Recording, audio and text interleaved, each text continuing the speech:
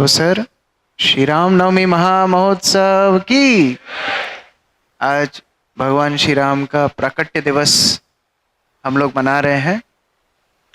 तो आइए भगवान राम को प्रणाम करते हुए हम ये कथा में प्रवेश करेंगे। रामाय रामभद्राय रामचंद्राय वेदसे रघुनाथाय नाथाय सीताय पतये नमः। भगवान श्री रामचंद्र का चरित्र हम सभी के लिए एक आदर्श है और उस चरित्र का श्रवण करके हम इस लोक को परलोक को दोनों को सुधार सकते हैं। इस जीवन में कैसे जीना है और अंततः भगवत धाम कैसे जाना है, दोनों का रास्ता भगवान की कथा, भगवान का नाम श्रवण करते हुए हम करते हैं। और इस बार की रामनवमी तो कुछ विशेष ही है, क्योंकि कई शतकों बाद आज अयोध्या में भगवान रामचंद्र अपने मंदिर में अपना जन्मदिन मना रहे हैं। तो बड़ी विशेष रामनवमी इस साल हम लोग मना रहे हैं 500 वर्ष बाद। और जितनी बार भी भगवान राम को रोकने की, टोकने की, बंधन में रखने की कोशिश की जाएगी, उतना ज्यादा ही राम विख्यात हो जाएंगे। जैसे त्रेता युग में प्रयास किया था कैकेयी ने। उन्होंने सोचा कि भगवान राम अयोध्या के राजा बनेंगे तो बहुत विख्यात हो जाएंगे, तो ये तो हमारे पुत्र भरत को मिलना चाहिए। तो उन्होंने आयोजन किया भगवान राम को वन भेजने के लिए, और भगवान राम बड़ी प्रसन्नता से ये खबर अपनी माता कौशल्या को सुनाने जाते हैं। बड़े प्रसन्नचित होकर के जाते हैं। तो कौशल्या माता तो वैसे ही विष्णु व्रत कर रही थी भगवान राम के राज्याभिषेक के पहले, और जब खुशी खुशी भगवान राम आए तो कौशल्या भी गदगद हो गई। कौशल्या बोलती है, राम आज तुम इतने प्रसन्न क्यों हो? मैं जानती हूं तुम राजा बनने वाले हो, लेकिन ये प्रसन्नता आज कुछ विशेष दिख रही है। तो भगवान राम क्या बोलते हैं? भगवान राम बोलते हैं, मां आपको पता है पिताजी ने मुझे अयोध्या से बड़ा राज्य दिया है। अभी तक तो मुझे पता था कि पिताजी मुझे अयोध्या का राज्य दे रहे हैं, लेकिन आज मुझे अभी अभी सूचना मिली है कि वो अयोध्या से बड़ा राज्य, वन का राज्य मुझे दे रहे हैं। ये बात सुन के कौशल्या रोने लगी। लेकिन हम जानते हैं इतिहास, भगवान राम जब वन में गए तो पूरे विश्व के हो गए, नहीं तो अयोध्यावासी राम रहते, फिर समग्र जगत के राम बन गए। उसी तरह एक विदेशी आक्रांता ने आकर के भगवान राम के मंदिर को तोड़ा, और 500 वर्ष तक यद्यपि भगवान राम बिना मंदिर के ही वहां रहे, लेकिन आज जो मंदिर बना है, अब राम अयोध्यावासी नहीं, अभी घटघटवासी राम बन गए हैं। हर व्यक्ति के हृदय में राम का मंदिर बन चुका है। तो जितना ज्यादा भगवान की कीर्ति महिमा को रोकने का प्रयास करेंगे, उतना ही ज्यादा भगवान की कीर्ति महिमा बढ़ जाएगी। क्योंकि भगवान स्वतंत्र हैं, अभिज्ञ स्वराट, उनको कोई बांध के नहीं रख सकता है। केवल हम अपना संबंध भगवान से बना सकते हैं। कोई बड़े व्यक्ति की जान पहचान हो, यही काफी होती है। जैसे हमारे नगर से मुख्यमंत्री बने हैं, तो अभी सब लोग पहचान लगा लगा करके व्हाट्सएप में फोटो डाल रहे हैं कि देखो हम भी फलानी जगह पे मुख्यमंत्री के साथ थे।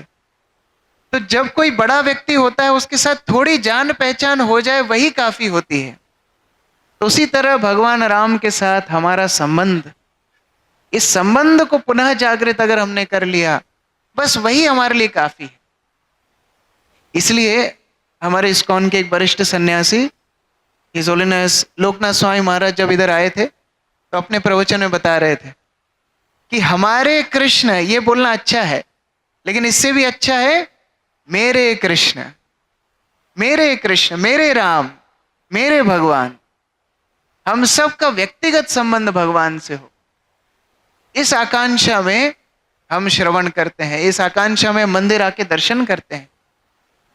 ये लोभ हमारा होता है कि जिस तरह भगवान के परिकरों का, भगवान के अनुयायियों का, भगवान के सेवकों का भगवान से संबंध होता है, उसी तरह हमारा संबंध भी भगवान से हो जाए।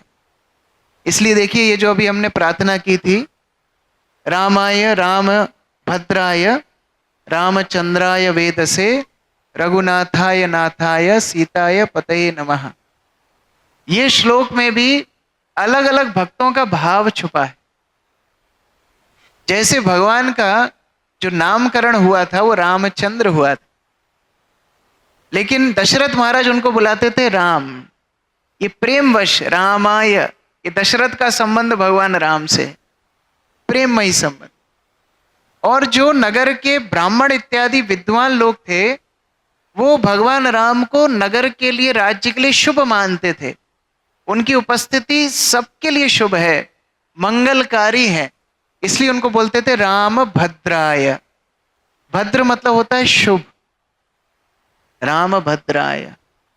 और जो वशिष्ठ, विश्वामित्र इत्यादि वेदों के ज्ञाता थे, वो उन्हीं वेदों में जो संकलन किए हुए गुण हैं, उन गुणों को भगवान राम में देखते थे, इसलिए वेद से, राम भद्राय वेद से।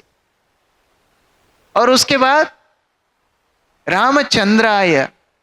जब माताएं सुबह सुबह जाकर के भगवान को उठाने जाती थीं और भगवान राम की सुंदर छवि को देखती थीं, तो उनको ऐसा लगता था जैसे करोड़ों चंद्रमा अयोध्या में उतर गए, इसलिए उनको बोलती थी रामचंद्राय। और रघुनाथाय, जो सैन्य बल था, रघुकुल के जो मंत्री थे, वो उनको अपने कुल का नरेश मानते थे। रघुनाथाय, रघुवंश के नरेश, रघुवंश के नाथ। कई लोग अभी भी बोलते हैं हम रघुवंशी हैं, हम राम के वंश के हैं। तो क्या राम केवल उन्हीं के हैं? नहीं, नाथाय, रघुनाथाय नाथाय। नाथाय मतलब हर वो व्यक्ति जो भगवान के आश्रय में आएगा उनके नाथ हैं। वो गुहा के नाथ है, वो सुग्रीव के नाथ हैं, वो हनुमान के नाथ हैं, वो विभीषण के नाथ हैं, वो शबरी के नाथ हैं, वो केवट के नाथ हैं, वो सभी के नाथ हैं, नाथाय।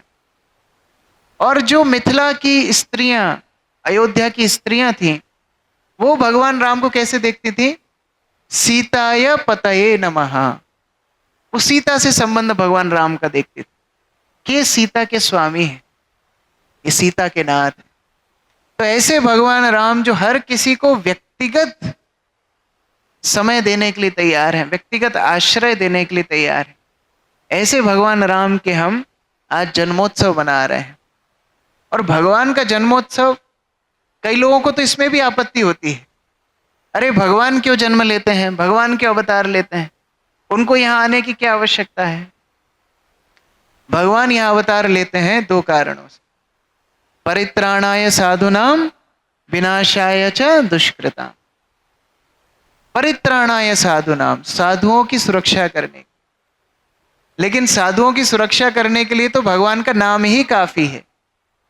हम देखते हैं जब कुरु सभा में, असत सभा में द्रौपदी का जब चीरहरण हो रहा था, तो द्रौपदी ने भगवान के नाम का ही आश्रय लिया था। हरे कृष्णा कृष्णा कृष्णा हरे हरे राम राम राम हरे हरे। वो नाम मात्र का आश्रय लेते ही भगवान ने साड़ियों की दुकान खोल दी द्रौपदी की रक्षा करने के लिए। इसी तरह गजेंद्र को देखते हैं, गजेंद्र भगवान हरि का नाम लेकर के पुकारते हैं। हरिदास ठाकुर को हम चैतन्य चरितामृत में देखते हैं, कोड़ों से मारा जा रहा था जल्लादों द्वारा, और वो केवल हरिनाम का आश्रय ले रहे थे। प्राकृत रूप से चैतन्य महाप्रभु उनको बचाने नहीं आए थे, लेकिन हरिनाम के माध्यम से एक कवच सा हरिदास ठाकुर को सुरक्षा कर रहा था। और बाद में महाप्रभु महाप्रकाश लीला में बताते हैं, हरिदास तुमको पता है उस समय तुम मेरा नाम ले रहे थे, इसलिए मैंने तुम्हें ऊपर से ढक रखा था, और वो सारे कोड़ तुम्हें नहीं पड़ रहे थे, मुझे पड़ रहे थे। महाप्रभु अपनी पीठ पर वो कोड़ के निशान दिखाते हैं। तो भगवान के भक्तों की सुरक्षा करने के लिए भगवान का नाम ही काफी है।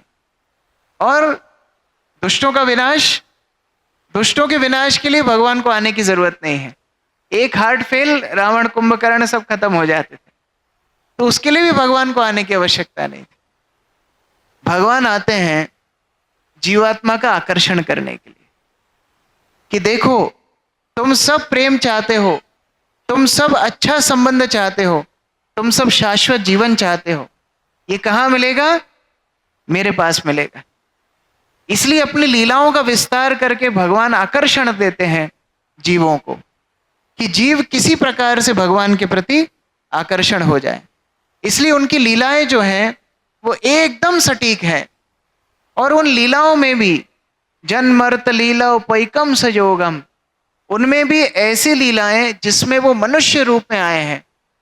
ये लीला बहुत बहुत उत्कृष्ट है, ये सर्वाकर्षक लीला है। मान लो किसी बच्चे के पिताजी के सिर पे 2 सींग हो तो उसको कैसा लगेगा? उसको प्रेम आएगा? किसी की माता के दांत इतने लंबे लंबे हो तो उसको देख करके उसको प्रेम आएगा? नहीं आएगा। हम तो उल्टा ये बोलते हैं कि देखो हमारा चेहरा हमारी माता से मिलता है, देखो हमारा चेहरा हमारे पिता से मिलता है, तभी तो संबंध स्थापित करने में आसानी होती है। अब आप कल्पना कीजिए भगवान नरसिंहदेव, थोड़ा देखिए पीछे मुड़ के, भगवान नरसिंहदेव 8-8 हाथ हैं, दांत बाहर निकल रहे हैं और एकदम ऑपरेशन करने के लिए तैयार हैं। ये मुद्रा है, पैर मुड़े हुए हैं, स्तंभ से निकले हैं अभी अभी और पैर मुड़े हुए हैं। कूदते समय जब व्यक्ति पैर मोड़ के कूदने की तैयारी में होता है, बस कूदने ही वाले हैं। अच्छा, हमारे यहाँ पर भी एक दीवार थी पहले, तो दीवार तोड़ के ही आए हैं नरसिंहदेव वैसे। तो एकदम तैयार हैं कूद के ऑपरेशन करने के लिए। अभी किसको वात्सल्य प्रेम आएगा नरसिंहदेव के साथ कि काश हमारा भी पुत्र नरसिंहदेव जैसा होता, गली में ऑपरेशन करता हुआ घूमता? ऐसा प्रेम आएगा किसी को? नहीं आएगा। मत्स्य अवतार, कूर्म अवतार, वामन अवतार इत्यादि इतने अवतार भगवान लेते हैं, लेकिन वो संबंध मनुष्यों से तब सबसे गहरा होता है जब भगवान मनुष्य लीला करते हैं। ऐसी लीला भूषण भूषणंगम, ऐसी लीलाओं को कैसा बताया है? जैसे कोई आभूषण पहन के आभूषण को सुंदर बना दे। जैसे बड़े बड़े अभिनेत्रियां ज्वेलरी ऐड करती हैं तो लोग ज्वेलरी नहीं देखते हैं, अभिनेत्री को देख करके ज्वेलरी खरीद लेते हैं। उसी तरह भगवान किसी वस्तु को ग्रहण करते हैं तो वो उस वस्तु की उपमा को बढ़ा देते हैं। जैसे हमारे कृष्ण बलराम आज धनुष बाण लेकर के खड़े हुए हैं, धनुष बाण की उपमा बढ़ा दी। आज राम वेश में है, राम और लक्ष्मण के वेश में है।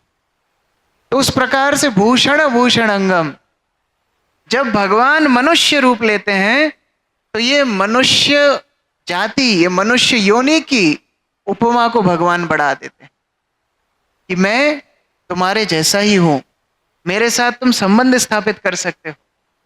इसलिए भगवान मनुष्य रूप में आते हैं। और भगवान ने सबसे ज्यादा प्रेम मनुष्यों से किया क्योंकि मनुष्यों को अपने जैसा आकार दिया। भगवान हमारा आकार लेके नहीं आते हैं, हमने भगवान का आकार ले रखा है।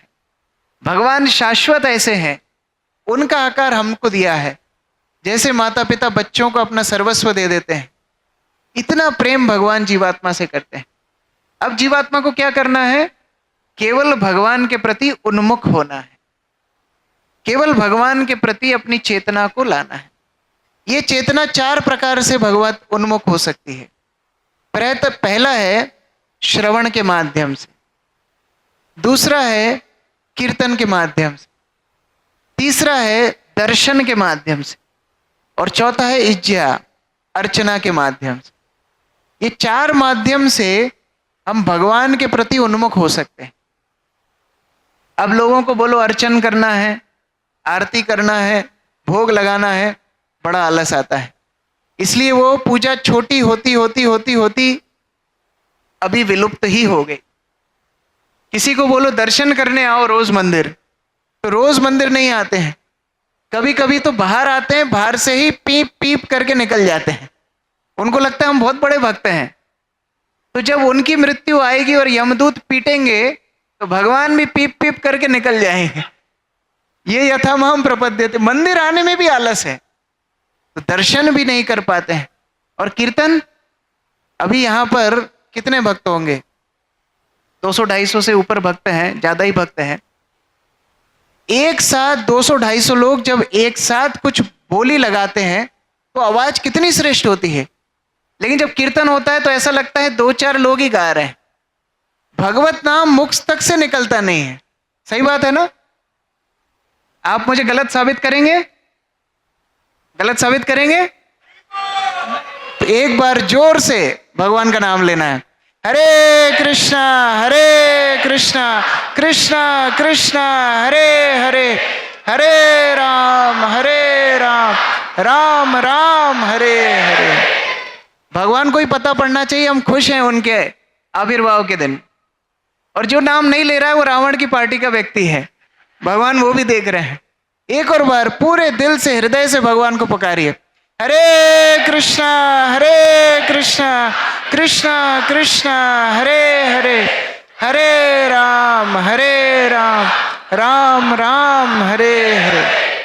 तो ये भगवत नाम के माध्यम से, कीर्तन के माध्यम से भगवान के प्रति आकर्षण हो सकता है। और चौथा है श्रवण के माध्यम से। इसमें कुछ मेहनत नहीं करनी पड़ती। इसमें मेहनत जिसको करनी है, बोलने वाले को करनी है, दरी बिछाने वाले को करनी है, जिसको भी करनी है, सुनने वाले को कोई मेहनत नहीं करनी, उसको बस बैठ के रखना है। और देखो श्रवण की कितनी महिमा है। लोग इस भौतिक संसार में कितने त्रस्त रहते हैं कि रात में उनको नींद नहीं आती है। रात में नींद आने के लिए उनको गोली लेनी पड़ती है जिससे वो अपने दुख दर्द को भूल जाएं और तब जाके वो सोते हैं। लेकिन कथा में देखो कितना आनंद है, बैठते ही नींद आ जाती है। ये भगवान का विशेष आशीर्वाद है निद्रा देवी को।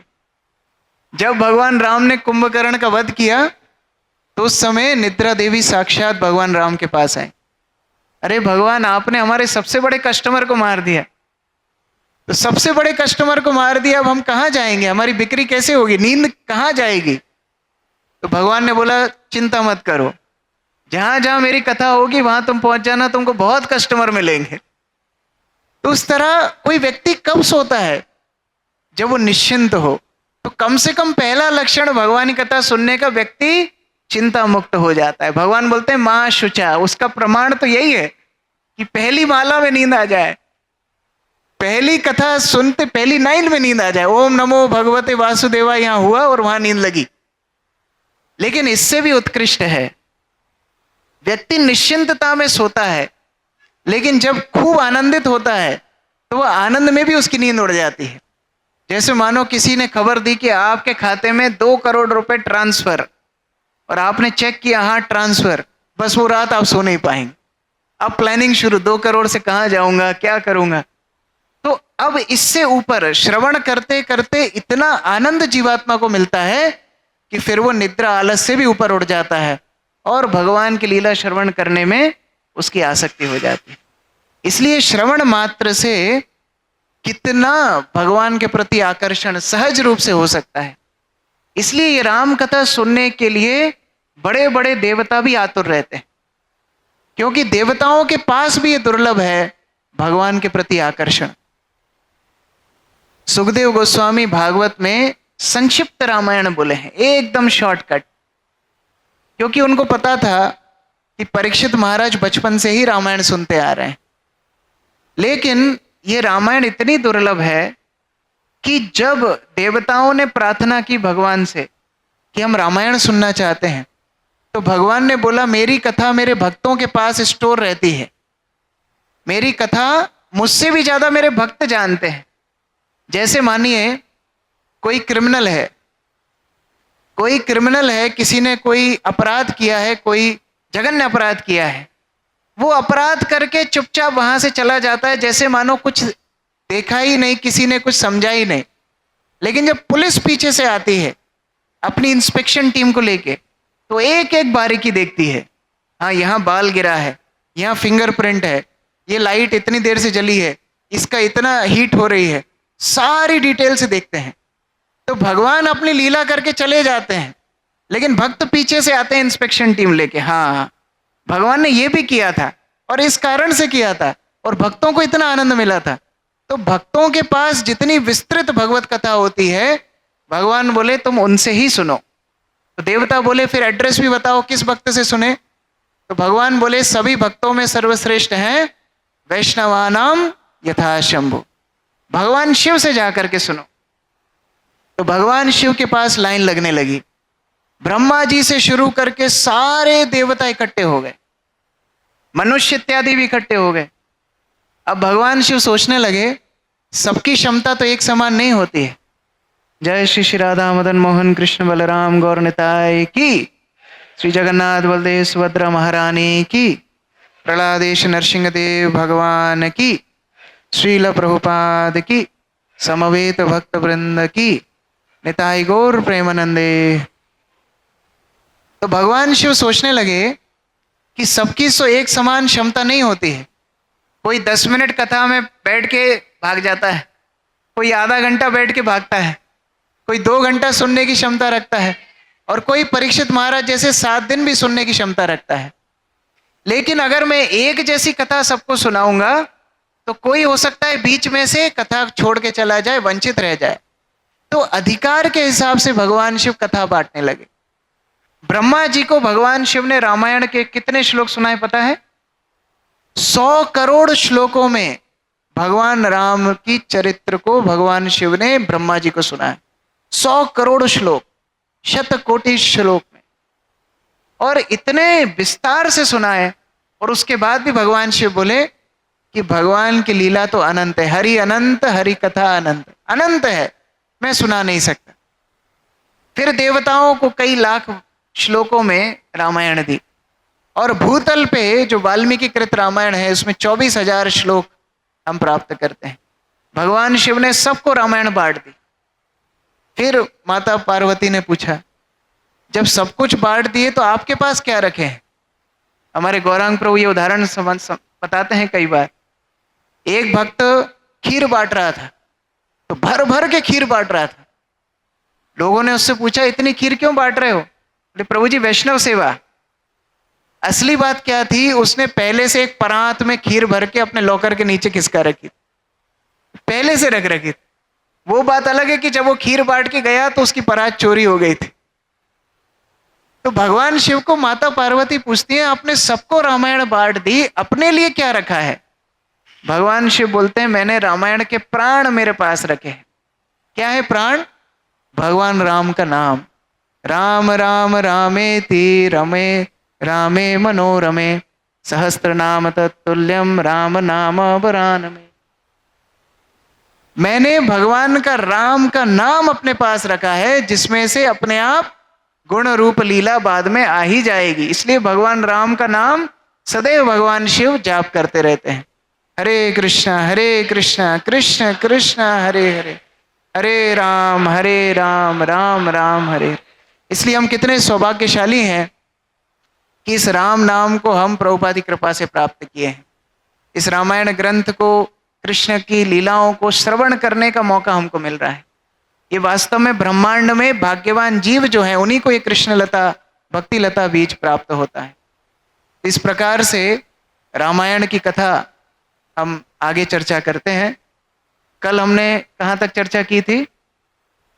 भगवान सुग्रीव के साथ मित्रता किए, बाली का वध किए, अंगद को राजकुमार, सुग्रीव को राजा बनाए, और सुग्रीव अपने कर्तव्यों को भूल गया था। जब सुग्रीव अपने कर्तव्यों को भूल गया था तो किसको भेजा गया? किसको भेजा गया? लक्ष्मण जी को भेजा गया। लेकिन लक्ष्मण जी जब तक वहां पहुंचते उसके पहले ही हनुमान जी सुग्रीव के पास जाकर के उसको याद दिलाते हैं कि सुग्रीव, आप जिस आसक्ति के कारण भगवान को भूल रहे हैं, ये आसक्ति आपके विनाश का कारण बनेगी।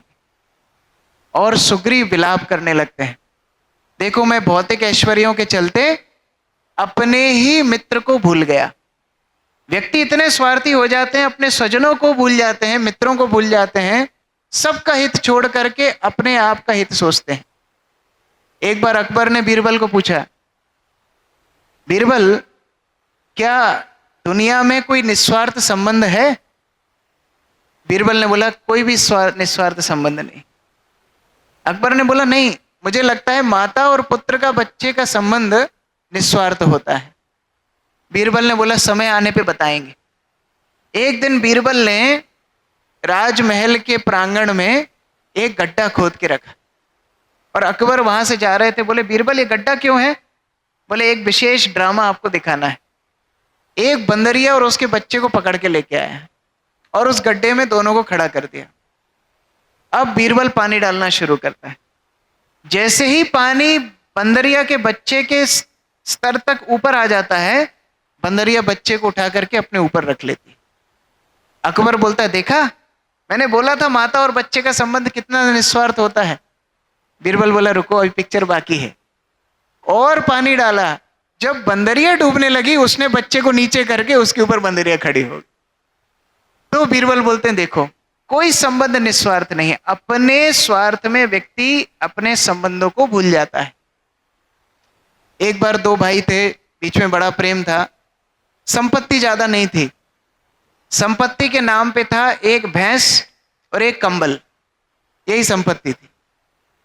अब लोगों ने बोला देखो तुम बड़े हो गए हो, बाद में शादी होगी, बंटवारा कर लो। अब बंटवारा कैसे करें? एक कंबल एक भैंस का बंटवारा कैसे करें? तो छोटा भाई बड़ा सीधा सा था, वो बोलता है भैया भैया आप बंटवारा करो, आप तो जानते हो मेरा हित, आप बंटवारा करो। बोले ठीक है आधा आधा बांट लेते हैं।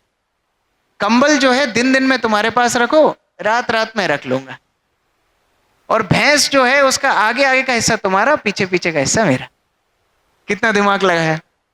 दिन भर तो गर्मी होती, बेचारा कंबल लेके बैठा रहता, रात में ठंड होती तो ये बड़ा भाई कंबल ले जाता।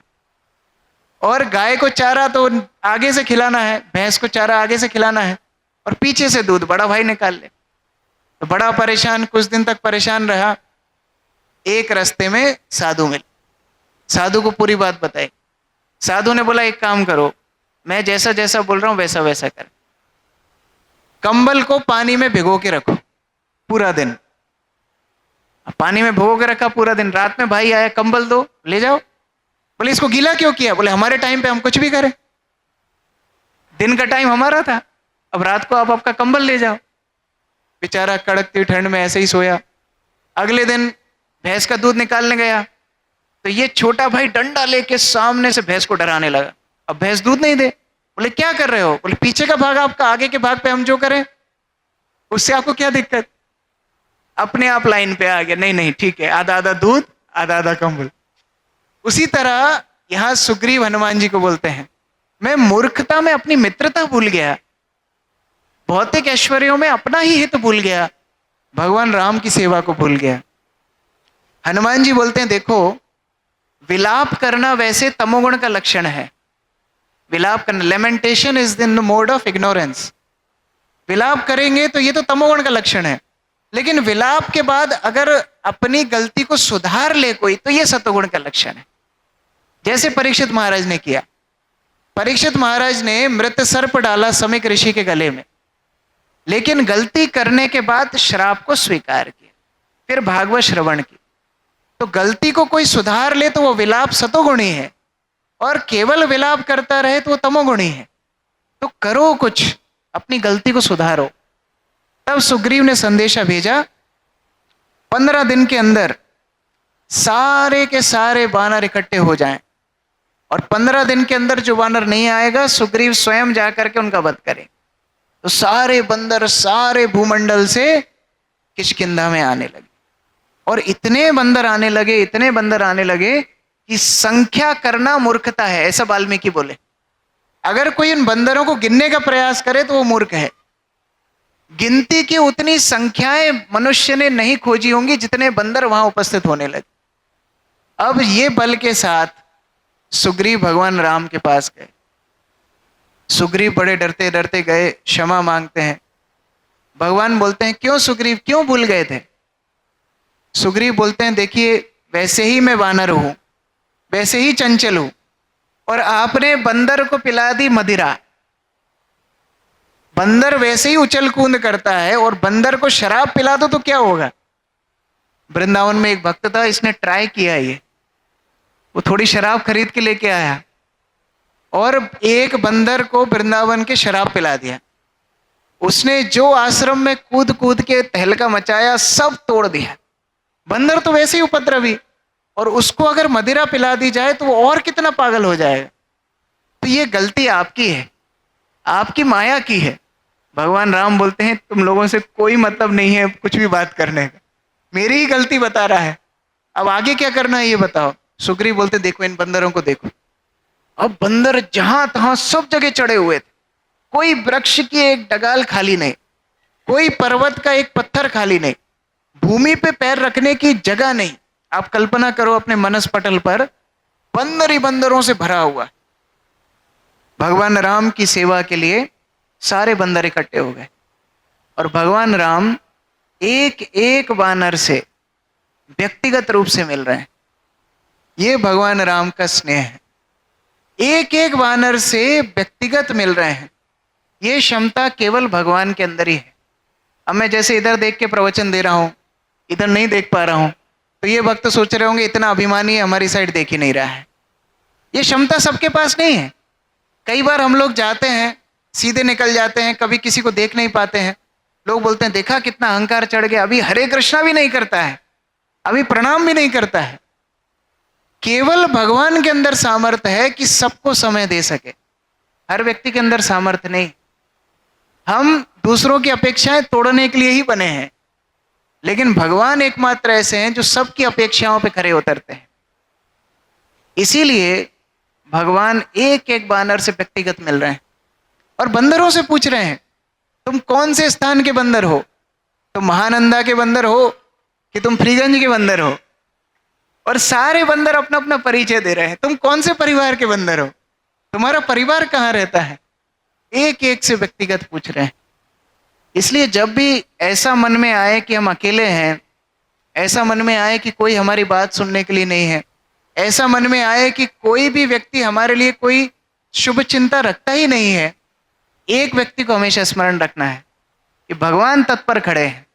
बस अपनी जपमाला निकालना है और भगवान को स्मरण करना है। हरे कृष्णा कृष्ण कृष्ण हरे हरे, हरे राम राम राम हरे। ये भगवान अपने नाम में प्रस्तुत हैं व्यक्तिगत रूप से संग देने के लिए। अच्छा, नाम भी भक्त के भाव के अनुसार बन जाता है। अगर हम नाम को जागतिक समझेंगे तो वो नाम अक्षर बन जाएगा, लेकिन अलग अलग भक्तों का अलग अलग भाव के अनुसार से नाम अपने आप को प्रस्तुत करता है। जैसे एक बार सूरदास और तुलसीदास दोनों एक साथ बैठे हुए थे और एक मत्त हाथी, पागल हाथी दौड़ता हुआ आ रहा था। तो लोग चिल्ला रहे थे, घोषणा कर रहे थे कि एक पागल हाथी आ रहा है, आप सब दूर दूर चले जाइए। तो तुलसीदास तो वहां पर बैठे और भगवान का नाम ले रहे थे, सूरदास उठ के भागने लगे। तुलसीदास ने बोला क्यों, तुम्हें अपने भगवान के नाम पे विश्वास नहीं है क्या? बोले विश्वास है, आपके भगवान है राम जो कि धनुष बाणधारी है, और हमारे भगवान है कृष्ण जो माखन लेके घूमते रहते हैं। हाथी देख के तो क्या, बिल्ली की आवाज देख करके यशोदा के पल्लू में घुस जाते हैं। तो हम अपनी रक्षा खुद करेंगे, आप अपने भगवान से रक्षा करवाओ। तो भगवान के भक्तों के साथ नाम रूप में भगवान उसी रूप में प्रस्तुत रहते हैं जिस रूप में भगवान के भक्तों का भाव रहता है। इसीलिए व्यक्तिगत रूप से जो थोड़े गंभीर हैं, जैसे जाम्बवन, जैसे वृद्ध बंदर हैं, उनसे भगवान गंभीर बातें कर रहे हैं, और जो युवा हैं उनसे थोड़े जोश की बातें कर रहे हैं, और जो थोड़े कम आयु के हैं उनको भगवान राम स्नेह दे रहे हैं। ये आचरण भगवान राम से सीखना है। सब भगवान राम के पास आ रहे हैं और अब सुग्रीव सभी वानरों को अपना अपना रास्ता बता रहा है, सबको अपना अपना रास्ता बता रहा है। सुग्रीव बोलते हैं आप पूर्व दिशा में जाओ और पूर्व दिशा में आपको ये नगर मिलेंगे, ये नदियां मिलेंगी, ये पर्वत मिलेंगे। आप दक्षिण में जाओ, आप पश्चिम में जाओ, आप उत्तर में जाओ। तो ये सारी बातें सुन के लक्ष्मण सोचने लगे इनको इतना ज्योग्राफी का ज्ञान कहाँ से आया, इतनी शिक्षा इन्होंने कब प्राप्त की। तो भगवान राम से लक्ष्मण पूछे कि सुग्रीव को इतना ज्ञान कैसे है जो सबको बता रहा है। भगवान राम बोले ये जब बाली से बचकर भाग रहा था ना, तो ये सब जगह नाप के आया है, इसलिए इसको सब मालूम है कहाँ कौन सा रास्ता है।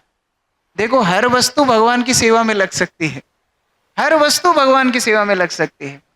कई भक्त प्रभुपाद के आंदोलन में आए कुछ भक्त लोग चित्रकारी जानते थे, प्रभुपाद ने उनसे बड़े सुंदर वैकुंठ उपमाओं की चित्र बनवाए। कई भक्त गाना अच्छा जानते थे, जैसे जॉर्ज हैरिसन, जैसे यमुना माता जी, उनसे प्रभुपाद ने रिकॉर्ड एल्बम बनवाई। कई भक्त इंग्लिश के एडिटर थे, तो उनसे प्रभुपाद ने पुस्तकों का एडिटिंग करवाई। कई भक्त लोग मूर्ति तराशते थे, पहले कारपेंटर थे, तो प्रभुपाद ने उनसे जगन्नाथ की मूर्तियां तरशवाई। और कई भक्त गैंगस्टर थे, जो हफ्ता वसूली करते हैं ना, इस तरह, तो उनकी सेवा पता है क्या रहती थी? वो प्रभुपाद के और विग्रहों के बॉडीगार्ड बने। जब रथ यात्रा में ज्यादा भीड़ होती थी तो वो लोग बॉडीगार्ड बनते थे। हर व्यक्ति की सेवा है, प्रभुपाद की सेवा में, भगवान की सेवा में, सबके लिए जगह है।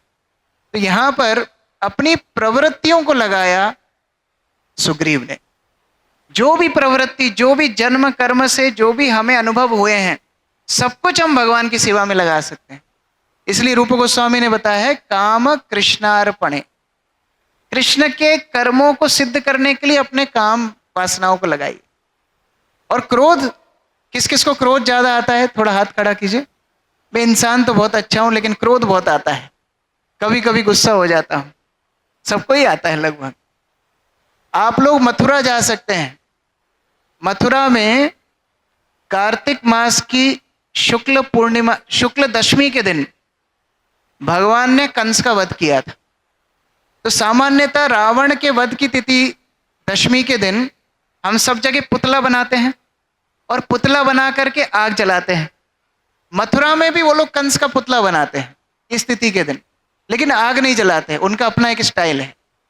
सारे मथुरावासी, ब्रजवासी, बड़े बड़े संत महात्मा जो भगवत नाम के सिवा कुछ बोलते ही नहीं है, वो सब वहां इकट्ठे होते हैं और जी भर के कंस को गाली सुनाते हैं। जितनी गाली उनको बचपन से आती थी, दूसरों से सुनी थी, वो गाली सुनाते हैं और कंस के पुतले के ऊपर थूकते हैं। तो कभी किसी को क्रोध कम करना हो तो उस दिन जा सकता है। हर वस्तु भगवान की सेवा में लग सकती है। क्रोध भक्त द्वेषी जने, जो भक्त द्वेषी हैं, भगवत द्वेषी हैं, उनके लिए क्रोध का इस्तेमाल करना चाहिए। तो इस प्रकार यहां पर सुग्रीव ने अपनी प्रवृत्तियों को भगवान की सेवा में लगाया। अब एक विशेष टोली का गठन हुआ। ये विशेष टोली कौन सी थी? ये विशेष टोली जाने वाली थी दक्षिण दिशा में, क्योंकि जब सीता ने आभूषण फेंके थे तो इन वानरों ने देखा था कि पुष्पक विमान दक्षिण दिशा में जा रहा है। तो दक्षिण दिशा में सीता की खोज करने से सफलता की संभावना ज्यादा है, इसलिए दक्षिण दिशा के लिए एक विशेष टीम बनाई। उस टीम में जाम्बवन को रखा गया, हनुमान जी को रखा गया, अंगद को रखा गया, नल नील इत्यादि जो सबसे निपुण वानर थे, उन सब की टीम बना करके दक्षिण दिशा के लिए तैयारी की। और भगवान राम एक एक वानर को स्वयं जाने की आज्ञा दे रहे हैं, उनको आलिंगन कर रहे हैं। सबसे पीछे हनुमान है, सबसे पीछे। देखो, जो कामधारी होते हैं वो पीछे ही रहते हैं, जो केवल और केवल कीर्ति महिमा चाहते हैं वो आगे आते हैं, जो काम करना चाहते हैं वास्तव में वो पीछे ही रहते हैं। हमारा उल्टा होता है, कथा में सबसे पीछे, सेवा में सबसे पीछे, प्रसाद में सबसे आगे। ये हमारा नियम है। एक गुरुजी का एक ऐसे ही आलसी शिष्य था। गुरुजी ने शिष्य को बोला, देखो बारिश हो रही है और बाहर गाय बंधी हुई है, बारिश में गाय भीगेगी भी, परेशान भी होगी, गाय को खोल दो तो समुचित सूखे स्थान पे चली जाएगी। अब शिष्य तो आलसी था, जाना उसको है नहीं, तो वो गुरुजी बोलते, गुरुजी जो खुद बंधा हुआ है दूसरों को कैसे खोलेगा? मैं तो खुद बंधन में पड़ा हुआ हूं, मैं कैसे दूसरों को खोलूंगा? आप ही मुक्त हैं जो दूसरों को मुक्त कर सकते हैं, आप ही जाके खोल दीजिए। बेचारे गुरुजी गए, गाय को खोला। अब थोड़ी देर बाद गुरुजी ने फिर बोला, देखो बाहर जाके देखो बारिश बंद हुई कि नहीं, बारिश बंद होएगी तो गाय को फिर पुनः लेके आना है। तो बोला, गुरुजी आप तो सर्वज्ञाता हैं, आपसे क्या छुपा है? आप जब शास्त्रों का मर्म बता सकते हैं तो आप ये नहीं बता सकते कि बाहर बारिश रुकी कि नहीं? तो आप ही जाके देख लीजिए। बेचारे गुरुजी ने वो काम भी किया। अब रात में गुरुजी सो रहे थे, गुरुजी ने शिष्य को बोला, देखो ये दीप जल रहा है, उसको जाके बुझा दो। तो शिष्य बोलता है, रामायण में लिखा है कि जब आंख मूंद लो तो अंधेरा होता है, तो आप अपने आप आंख मूंद लो, अंधेरा ही दिखेगा। बेचारे गुरुजी फिर उसको जो बजाने के लिए गए। अगले दिन सुबह गुरुजी ने बोला, बेटा आ जाओ, प्रसाद का टाइम हो गया, प्रसाद लेने आ जाओ। तुरंत भाग के आया। तो गुरुजी ने थाली पीछे कर ली। क्यों? कल गाय तुझसे खुली नहीं, बारिश देखने तू गया नहीं, दीपक तुझसे बुझा नहीं, प्रसाद लेने आ गया। बोला गुरुजी वही तो बात है, अब 3 बार आपकी अवहेलना की, अब चौथी बार क्यों करता है, इसलिए मैं आ गया। तो सेवा के टाइम सबसे पीछे, खाने पीने के टाइम सबसे आगे। हनुमान जी ऐसे नहीं है। हनुमान जी सबसे पीछे। हनुमान जी केवल चाहते हैं भगवान की सेवा। ये भक्त का गुण होता है कि मुझे सेवा मिलनी चाहिए। श्रील प्रभुपाद ने ये पूरी इतनी बड़ी संस्था की स्थापना की है स्वयं के लिए नहीं, भगवान की सेवा के लिए। अभी आप लोगों में से बहुत भक्तों ने मायापुर के बड़े मंदिर की झांकी देखी होगी, TOVP, टेम्पल ऑफ वैदिक प्लेनेटेरियम। ये विश्व का सबसे बड़ा मंदिर होगा। अभी तक भूमि पर जितने भी मंदिर बने हैं, इन सभी मंदिरों में सबसे बड़ा मंदिर होगा, सबसे बड़ा धार्मिक केंद्र होगा ये मायापुर का चंद्रोदय मंदिर। और इसका प्लान प्रभुपाद बना के गए 50 वर्ष पहले। और उस समय प्रभुपाद ने इस प्लान में 108 शिखर रखे थे। आप कल्पना करो, आपने कभी ऐसा मंदिर देखा है जिसमें 108 शिखर हो? इतना बड़ा प्लान प्रभुपाद ने बनाया। उसमें विग्रहों के लिए जगह, विग्रहों की पोशाकें यहाँ बनेंगी, विग्रहों की रसोई यहाँ होगी, विग्रहों के सामान यहाँ रखे जाएंगे, विग्रहों के आभूषण यहाँ रखेंगे, विग्रहों के केश सज्जा यहाँ पर होगी, पुजारी यहाँ पर स्नान करेंगे। सब प्रभुपाद ने मास्टर प्लान बनाया। तो जो प्रभुपाद के आर्किटेक्ट शिष्य थे सुरभि महाराज, वो प्रभुपाद को बोलते हैं, प्रभुपाद आपने सब कुछ बनाया है, आपका कमरा कहाँ है? इतना बड़ा विश्व सबसे बड़ा मंदिर का आप मास्टर प्लान बना रहे हैं, आपका कमरा कहाँ है? प्रभु बोलते नहीं, ये चैतन्य महाप्रभु के लिए, मैं वही कुटिया में रहूंगा जहां प्रभुपाद रहते थे। अभी भी आप कुटिया का दर्शन कर सकते हैं मायापुर में जाए। ये भक्त का भाव होता है, मेरे लिए नहीं, भगवान के लिए। तो जहां सब लोग भगवान की कृपा प्राप्त करने के लिए जा रहे हैं, हनुमान जी सबसे पीछे हैं। लेकिन भगवान राम भी जानते हैं कौन ये कार्य सिद्ध करेगा। हनुमान जी ही सक्षम है सीता की खोज करने के लिए। भगवान राम ये जानते थे। एक व्यक्ति की मेले में पत्नी खो गई। अब खुश होना चाहिए था, लेकिन वो दुखी हो रहा था, पत्नी खो गई। मोबाइल का भी जमाना नहीं था, कैसे ढूंढे। तो बेचारा एक मंदिर पे जा करके बैठ गया, बड़ा दुखी हो रहा, पत्नी खो गई। मंदिर था भगवान राम का। वहां के पुजारी ने बोला, क्या बात है, क्यों दुखी हो? मेरी पत्नी खो गई है। अच्छा, भगवान राम की पूजा करो, तुमको पत्नी मिल जाएगी। पुजारी तो इसी फिराक में रहते हैं। और बेचारा बड़ा भावुक तो था ही, बड़ी सी थाली सजा के लेके आया, उसमें 500 के रुपए रखे, नारियल रखे, द्रव्य रखे, मिठाई रखी, सब कुछ सजा के जा ही रहा था। इतने में पास में हनुमान जी का मंदिर था। वहां का पुजारी बोलता है, कहाँ जा रहे हो इतनी बड़ी थाली लेके? बोले भगवान राम की पूजा करने जा रहा हूं, मेरी पत्नी खो गई है। बोले तो फिर तुमको यहाँ आना चाहिए, हनुमान जी के मंदिर में। इतने में राम जी का पुजारी बोल पड़ा, हनुमान जी के मंदिर में क्यों? हनुमान जी तो ब्रह्मचारी हैं, वो कैसे पत्नी दिलाएंगे? हनुमान जी का पुजारी बोला, क्या राम जी ने अपनी ढूंढ ली थी क्या?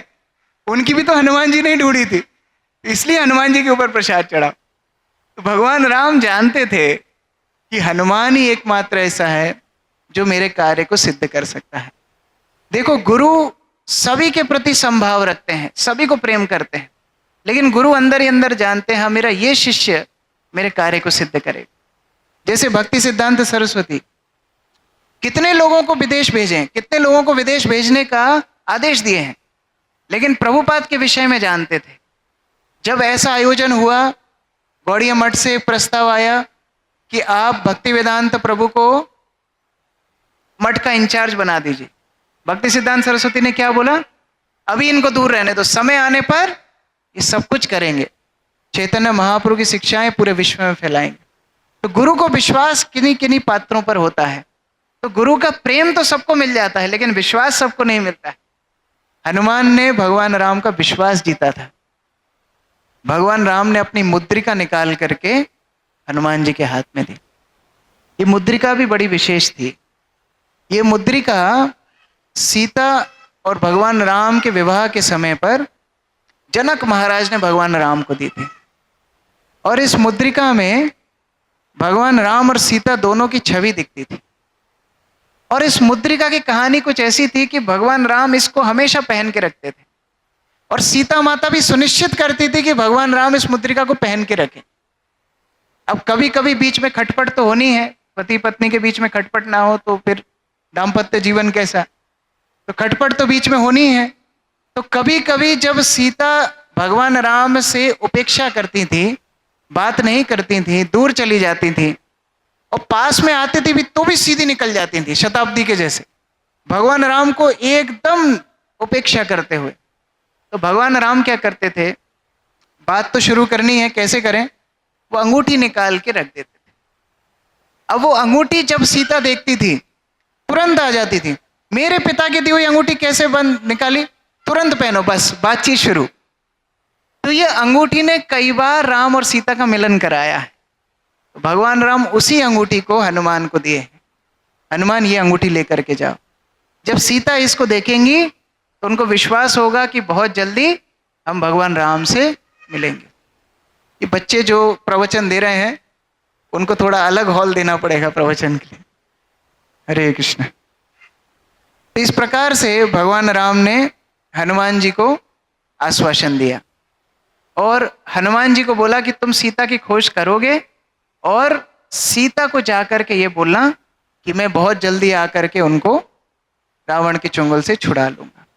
अब बंदरों की सेना पूरे जोश के साथ, भगवान राम की कृपा तो मिली गई थी, जो बड़े बड़े दानवों से बंदर डरते थे, अगर रास्ते में ये दानव मिल गए तो एक थप्पड़ में बंदरों को ये दानव मारते जा रहे थे, बंदर दानवों को मारते जा रहे थे एक थप्पड़ में। और जो ऋषि मुनियों से मिलते थे तो ये बंदर उनसे सीता की खोज पूछते थे।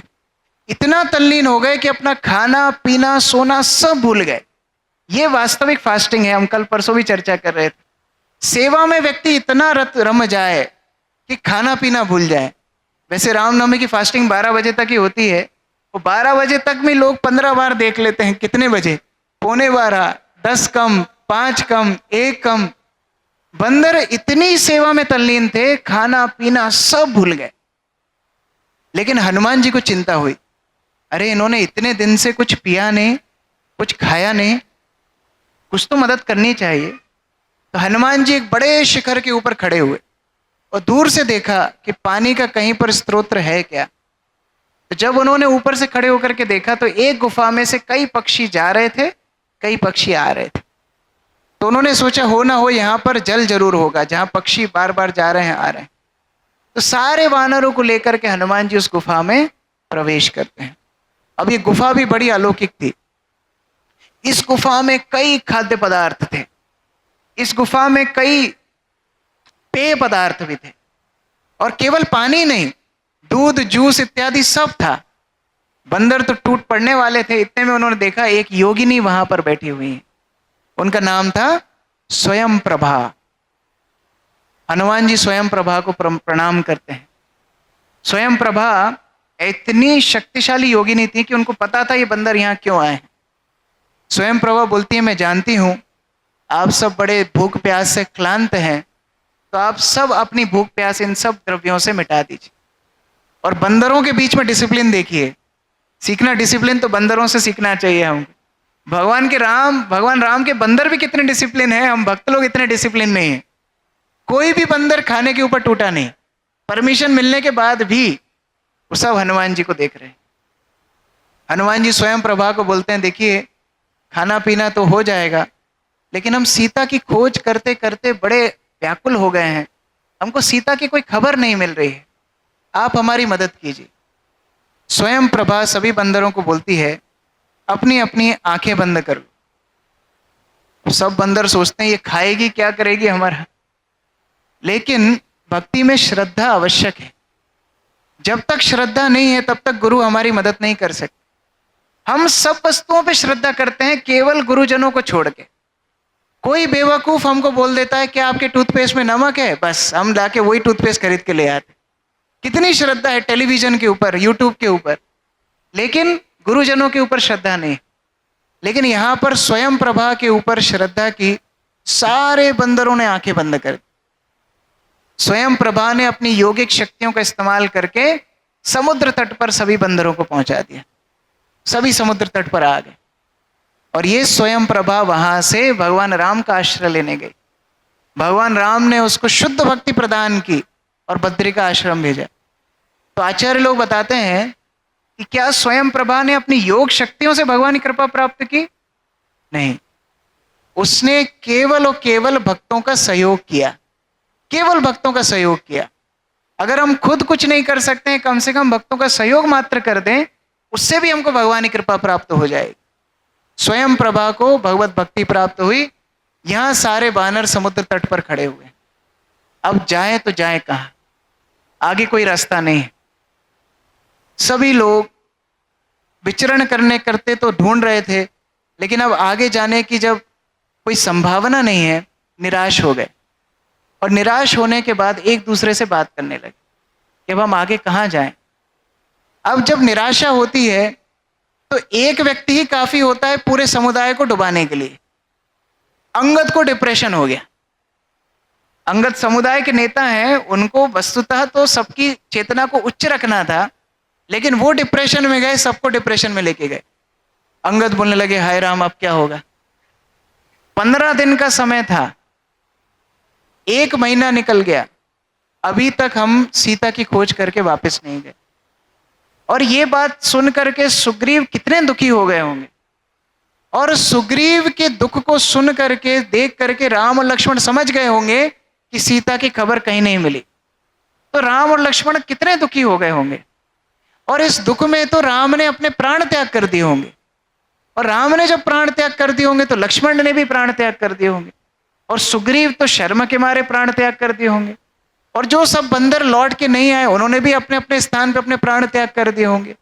और ये खबर जब अयोध्या जाएगी तो भरत भी प्राण त्याग कर देगा, शत्रुघ्न भी प्राण त्याग कर देंगे, तीनों माताएं भी प्राण त्याग कर देंगी, अयोध्या भी प्राण त्याग। इतने प्राण त्याग। बोले जामवन बोले रुको भाई, इतना सबको मार दिया एक साथ। अंगद बोलते हैं अवधि पूरी हो गई है। देखो, जब कोई समय सीमा देता है उसको इंग्लिश में बोलते हैं deadline. Deadline means if you cross the line you are dead. आपने सीमा पार की, आप मृत्यु के पास पहुंच गए। हर व्यक्ति को यह समय सीमा मिली है। हम सबको अपनी अपनी मैन्युफैक्चरिंग डेट के साथ एक्सपायरी डेट मिली है, जन्म के साथ मृत्यु। हर जगह पर अलग अलग वस्तु लिखी रहती है। जैसे हमने एक बाहर बोर्ड लगाया है, यहाँ फूल तोड़ना मना है, देखा है आपने? कई कई जगह हम लिखते हैं जूते उतारना मना है, लोग वहीं जूते उतारते हैं। फिर कहीं लिखा होता है यहाँ बैठना मना है। यहाँ पर एक बोर्ड लगा है ऊपर जाना मना है। कहीं पर ऐसा बोर्ड देखा आपने, यहाँ मरना मना है? कहीं पर बोर्ड देखा है आपने, यहाँ मरना साहब यहाँ अलाउड नहीं है, यहाँ आप नहीं मर सकते, कहीं और जाके मरिए?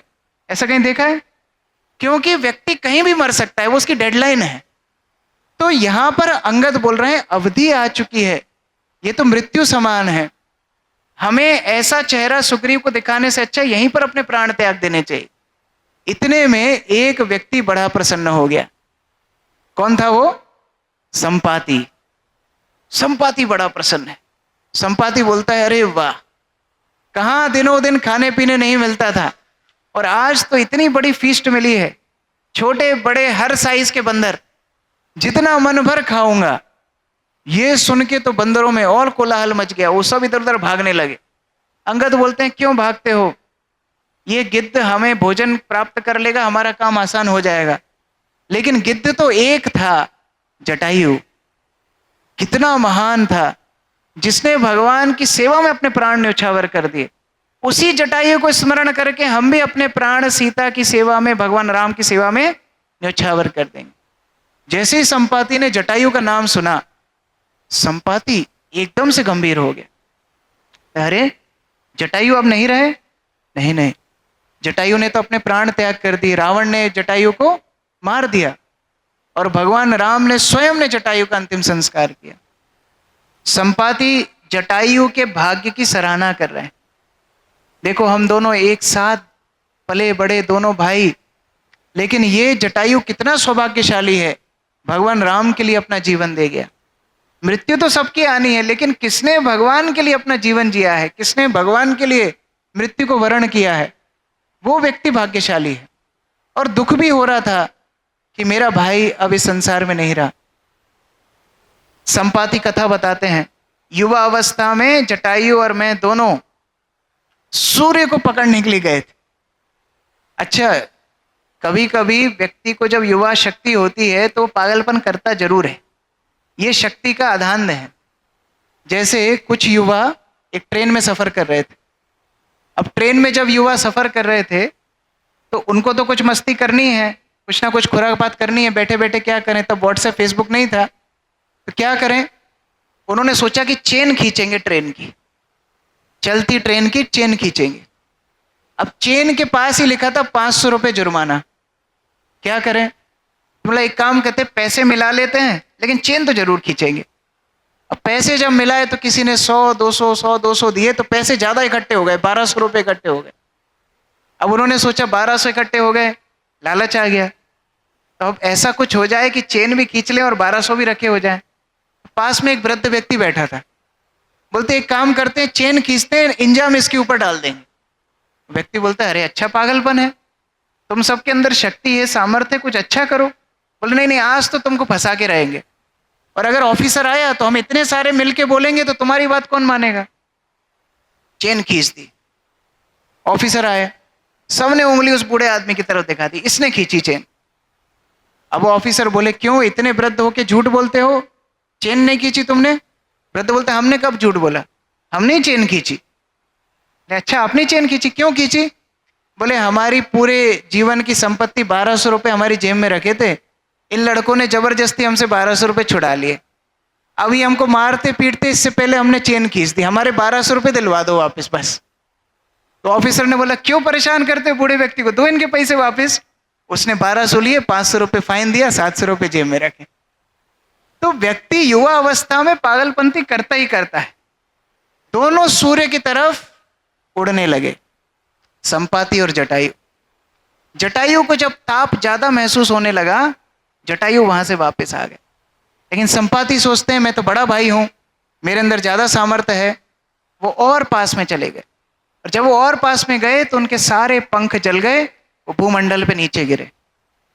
उस समय पर वो जब कराह रहे थे दर्द के मारे, एक साधु पुरुष वहां पर आते हैं जिनका नाम था चंद्रमा ऋषि। चंद्रमा ऋषि आकर के उनको बोलते हैं कि आपके कष्ट का निवारण तब होगा जब आप भगवान राम के सेवकों की मदद करेंगे। जैसे ही आप भगवान के सेवकों की मदद करेंगे वैसे ही आपके सारे पंख दोबारा आ जाएंगे और आपको भगवत प्राप्ति होगी। तो उसी शरण को याद करते हुए संपाति बोलते हैं आज मुझे वो अवसर मिला है। आप सब सीता की खोज कर रहे हो, मैं दूर से देख पा रहा हूं कि अशोक वाटिका में सीता बैठी हुई है और अपने एक हाथ से भूमि पर भगवान का नाम लिख रही है। उनके मुख पे भगवान का नाम है, उनकी आंखों में अश्रु हैं, और ऐसे विफल स्थिति में सीता राम के वियोग में बैठी हुई है। मेरी इच्छा होती है मैं अभी जाकर के सीता को सूचना दे दूं, लेकिन मैं इतना वृद्ध हूं कि मैं 100 योजन का समुद्र नहीं पार कर सकता। आप लोगों के अंदर सामर्थ्य है। तो सारे बंदर बोलते हैं हमारे अंदर सामर्थ्य है, हाँ आपके अंदर सामर्थ्य है। जिन भगवान राम का नाम लेकर के कोई भवसागर पार कर सकता है, आप 100 योजन पार नहीं कर सकते। आप सब में सामर्थ्य है, आप ये समुद्र को लांघ सकते हो। ये बोल करके संपाति भगवत धाम गमन किए। अब सारे बंदरों के बीच में चर्चा चल रही, कौन कितना कूद सकता है, चर्चा चल रही, कितना कूदें, कैसे कूदें। एक बंदर बोलता है हम 10 योजन कूद जाएंगे, दूसरा बोलता है हम 20 योजन कूद जाएंगे, तीसरा बोलता है हम 40 तो कूद ही जाएंगे, और बोलता है 50, कोई बोलता है 60, कोई बोलता है 75। जाम्बवन उनमें बोलते हैं क्या तुम यहां से फ्लाइट टेक ऑफ करोगे फिर पानी में गिरोगे। 10 योजन 20 योजन से काम नहीं चलेगा, 100 योजन जाना चाहिए। और केवल शक्ति की बात भी नहीं है, बुद्धि भी होना चाहिए। कि बेवक, हमने पहले चर्चा की थी, अगर मूर्ख सेवक हो तो काम और डुबा के आ जाएगा। तो बुद्धि भी होना चाहिए, सामर्थ्य भी होना चाहिए। तो अंगद बोले हम एक तरफ से तो कूद सकते हैं, लेकिन हम वापस आने की गारंटी नहीं लेते। ये सब हम सब की कहानी है। हम सब के अंदर थोड़ा थोड़ा सामर्थ्य है, लेकिन इच्छा होनी चाहिए भगवान की सेवा करने की। भगवान सबकी सेवा स्वीकार करने के लिए तैयार है। ऐसा नहीं है कि हनुमान जी लंका कूद के जाएंगे तो भगवान बाकी वानरों को प्रेम नहीं करेंगे, सबको प्रेम करेंगे, क्योंकि सबने कम से कम अपने सामर्थ्य के अनुसार चेष्टा की। बड़ा सुंदर उदाहरण भागवत में है कि अलग अलग पक्षियां होते हैं। कोई पक्षी एक ग्रह से दूसरे ग्रह उड़ते हैं, कोई पक्षी एक नगर से दूसरे नगर उड़ते हैं, और कोई पक्षी आंगन की शोभा बढ़ाते हैं, वो आंगन ही आंगन में उड़ते हैं, लेकिन पक्षी तो सभी होते हैं। उसी प्रकार से हम सबके सामर्थ्य अनुसार भगवान की सेवा हमको करना चाहिए। प्राण अर्थे धिया वाचा, सबसे उत्कृष्ट वो लोग हैं जो अपने प्राण को ही भगवान की सेवा में लगा देते हैं।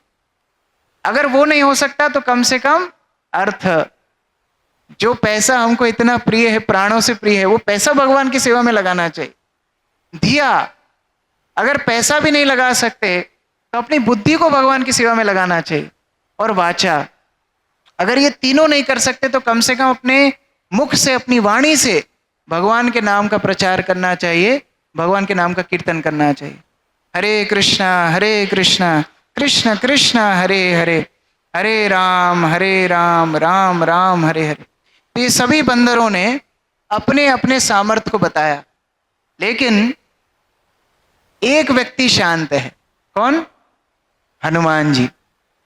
हनुमान जी सोच रहे हैं, देखो ये सब तो इतने बलशाली हैं, मैं तो इनकी टीम का एक मेंबर हूं, मैं क्या ही कर लूंगा। तब जाम्बवन हनुमान जी को बोलते हैं, तुम क्यों शांत खड़े हो? तुम्हारे अंदर जो सामर्थ्य है वो किसी के अंदर नहीं है, मेरे अंदर। हाँ, तुम वायु शक्ति प्राप्त हो, वायु पुत्र हो। तुम्हें इंद्र ने वज्र समान शरीर दिया, तुम्हें सूर्य ने अपनी गति दी, तुम्हें भगवान शंकर ब्रह्मा इत्यादि सबका आशीर्वाद प्राप्त है। तुम जरूर ये काज को सिद्ध कर सकते हो। बाल्यकाल में इन्हीं शक्तियों के मदान्ध होकर के तुमने ऋषि मुनियों का अपमान किया था, और उन्होंने तुम्हें श्राप दिया था कि तुम अपनी शक्तियों को भूल जाओ, इसलिए तुम उन शक्तियों को स्मरण नहीं रखे हो। लेकिन आज ये काज पूरा करने के लिए तुम अपनी शक्तियों को स्मरण करो। हनुमान जी तो बड़ा उत्साह में आ गए, इतने उत्साह में आ गए कि देखते देखते हनुमान जी का शरीर सुमेरु जैसा बड़ा हो गया, और इतना गर्जना करने लगे, बोलते अभी जाके रावण का वध कर दूंगा, अभी जाके लंका उजाड़ दूंगा, अभी जाके सीता माता को वापस ले आऊंगा। तब जामवंत ने बोला, इतना भी उत्साहित नहीं कर रहा था मैंने, थोड़ा शांत हो। देखो, बुजुर्गों का अपना एक महत्व होता है, अनुभवी लोगों का अपना एक महत्व होता है। हमारे अंदर बहुत सामर्थ्य हो सकता है, लेकिन मार्गदर्शन की जरूरत हनुमान जी तक को पड़ी। एक व्यक्ति अपनी बेटी की शादी कर रहा था, तो वो शादी की एक उसने शर्त रखी कि लड़के वाले बड़े आकर के बड़े शर्तें रखते हैं, हम भी एक शर्त रखेंगे कि शादी की बारात में कोई बूढ़ा व्यक्ति नहीं आएगा, सब युवक आएंगे। तो युवक लोगों को तो हम संभाल लेंगे, बड़े बुजुर्ग आते हैं, फूफा जी आते हैं, बड़े परेशान करते हैं, तो कोई बुजुर्ग व्यक्ति नहीं आएगा। लड़के वालों ने शर्त मान ली, लेकिन एक व्यक्ति नहीं माने, नाना। नाना नाम ही है नाना, जो ना माने। तो नाना जी अड़ गए, मैं तो जाऊंगा, और छुपके से सामान के बीच में नाना जी अड़ के आ गए। अब वो लोग गांव पहुंचे, इससे पहले कि लड़के वाले थोड़े नखरे दिखाते, लड़की वाले ने एक और शर्त रख दी। उसने शर्त रखी, हम कन्यादान तभी करेंगे जब हमारे गांव की नदी में आप शुद्ध दूध बहा दोगे, तब हम अपनी कन्यादान करें। लड़के वालों, उनके दोस्त जो थे, उन्होंने बोला, भाई चल, तुम्हारा विवाह होगा नहीं, शुद्ध दूध नदी में बहाना कोई आसान काम है? बोले चलो वापस। तो नाना जी धीरे से बोले, मुझे तो बताओ क्या बात हुई। बोले ऐसी ऐसी शर्त रखी है। बोले जाओ बोल दो, व्यवस्था हो गई। लड़के वालों को बोलो, दूध की व्यवस्था हमने कर ली है, नदी का पानी आप खाली करवा दो, हम दूध बहा देंगे। तो वो व्यक्ति को समझ में आया, जरूर इनके बीच में कोई ना कोई बूढ़ा व्यक्ति है, अनुभवी व्यक्ति है। तो जाम्बवन यद्यपि बूढ़े थे, लेकिन अनुभवी थे। जाम्बवन हनुमान जी को बोलते हैं, जितना काम भगवान राम ने बोला है उतना ही करके आना है। वहां जाओ, सीता की खोज करो, सीता माता को आश्वासन दो कि भगवान राम जल्दी आएंगे, और इतना बोल करके भगवान राम को हम खबर दे देंगे। बस इतना ही काम हमको करना है। यही ऊर्जा प्राप्त करके हनुमान जी तैयारी भरे हैं, पर्वत के ऊपर खड़े हो गए हैं, और छलांग लगाने के लिए तैयार है। यहीं पर किष्किंधा कांड समाप्त होता है, यहाँ से सुंदर कांड की शुरुआत अगले साल। हरे कृष्ण। जय भगवान श्री रामचंद्र की, पवन सुत हनुमान की, वाल्मीकि कृत श्री रामायण की, रामनवमी महामहोत्सव की, श्रील प्रभुपाद की, समवेत भक्त वृंद की, निताई गौर प्रेमानंदे। हरे कृष्ण।